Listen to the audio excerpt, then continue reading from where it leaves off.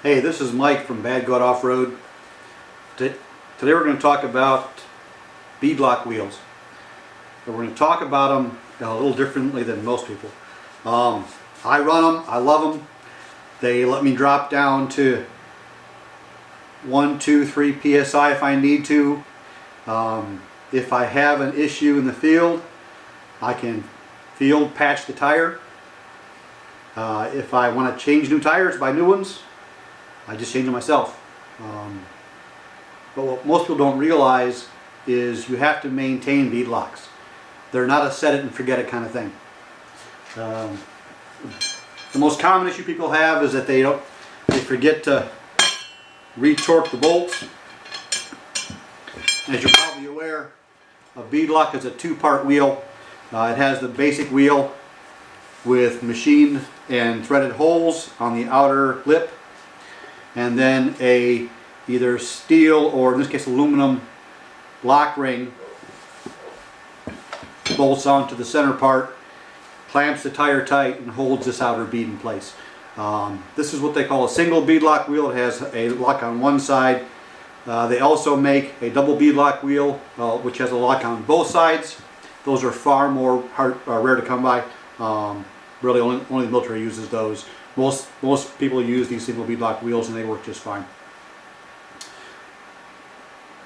The primary issues with maintenance are A, these bolts aren't checked on a regular basis for torque. They need to be evenly torqued all the way around, and if they're not, it'll overstress the bolts that aren't torqued properly and you'll start to have the bolts fail. The second issue is corrosion. This is an aluminum wheel. These are steel bolts. As you're probably aware, aluminum and steel causes a galvanic corrosion. Most beadlocks, including these, use a steel insert. That is, in this case, the holes are drilled in the base wheel. The insert is threaded in place and Loctited in, and that's what keeps the bolt in place. There's 3 primary versions that I've seen. This one is called a Timesert, and we'll look at it in more detail. There's another one called a Keensert, K-E-E-N. It has a slotted top to it, so you can really kind of put it in and take it out with a big flathead screwdriver. And the last one is a press fit nut that comes in from the back side. This hole goes all the way through, so they press the insert in from the back side, and it's splined. So when it comes into the softer aluminum, it'll engage the aluminum and stay in place, and it shouldn't spin. 2 real issues happen with these. For all 3 of the types of inserts, the threads will corrode into the insert. That's why we always use anti-seize when we assemble these. And once it corrodes, one of 3 things happens. Either you strip it out, and you can strip out either the insert, or more likely you'll strip out the aluminum piece. Or quite often what will happen is you won't even realize that you have a problem, and I'll be taking off this one while these 2 are still tight, and it'll be hard to go, and eventually I'll get it out. And what I won't realize is it'll have backed out part way, hit the bottom of this ring, and stopped. And that'll be enough pressure to let you get it out. If they're stuck, you may have to drill them out and then put a new insert in. I'm going to move the camera. We'll look at this in more detail, and I've actually got one that's bad, so I'm going to show you how to put a new Timesert in.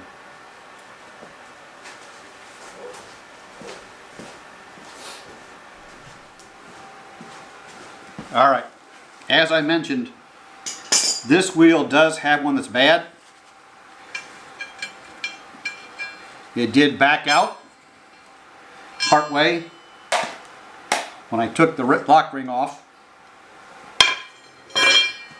So this style uses what's known as a Timesert insert. These holes are threaded.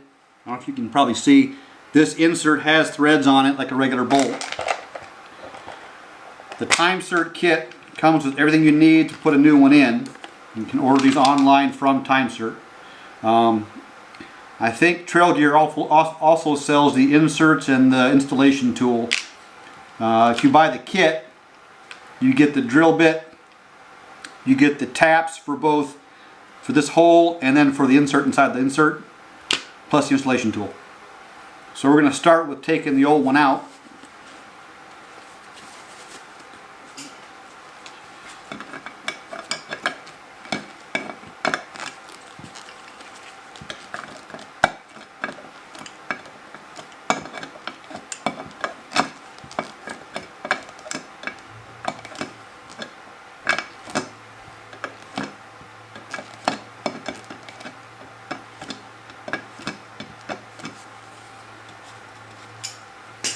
Shift this tire a little bit.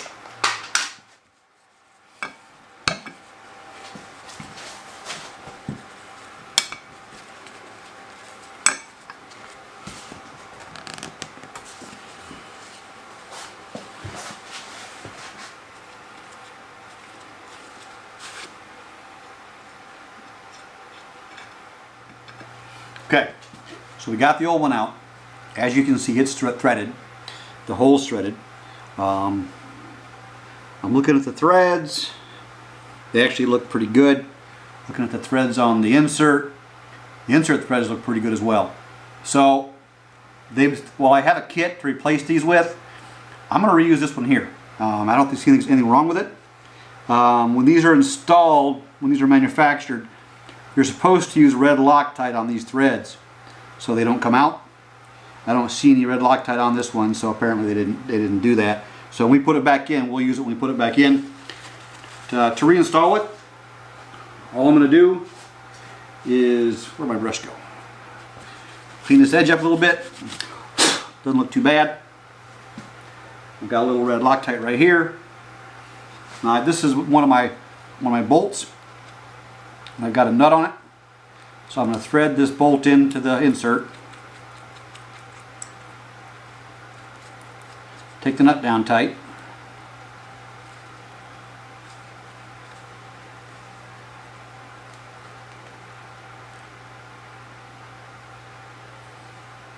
Give it a little bit of magic red juice.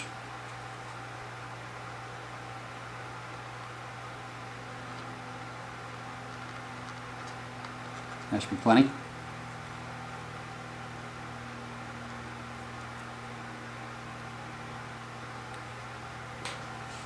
Thread it back in.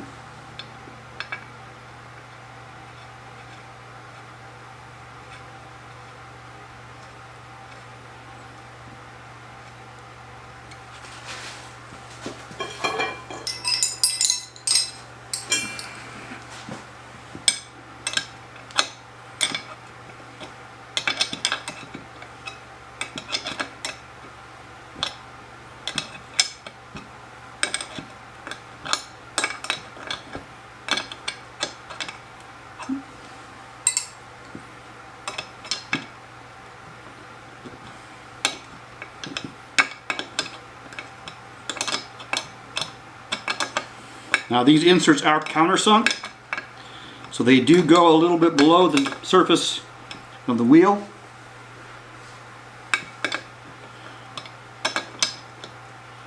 Get one down snug, almost there.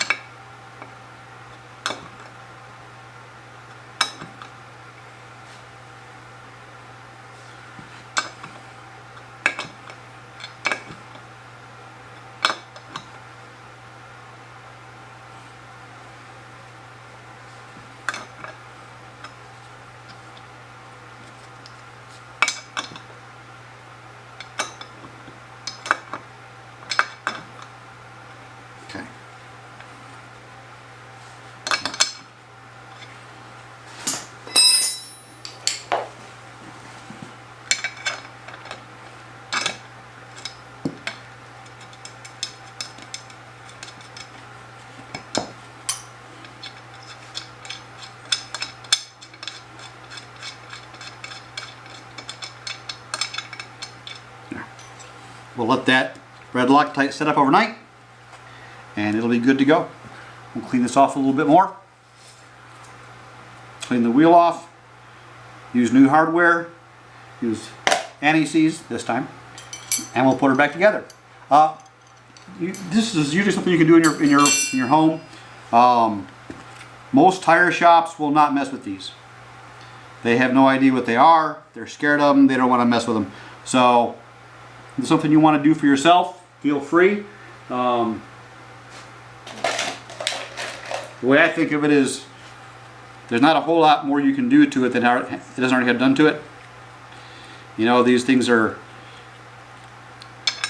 they're not that much money for the inserts. They're a lot of money for the wheels. What the manufacturers would love is you just buy new ones. But I think for most cases that really isn't necessary. I guess I got it tight. There we go. That's better. Which one there?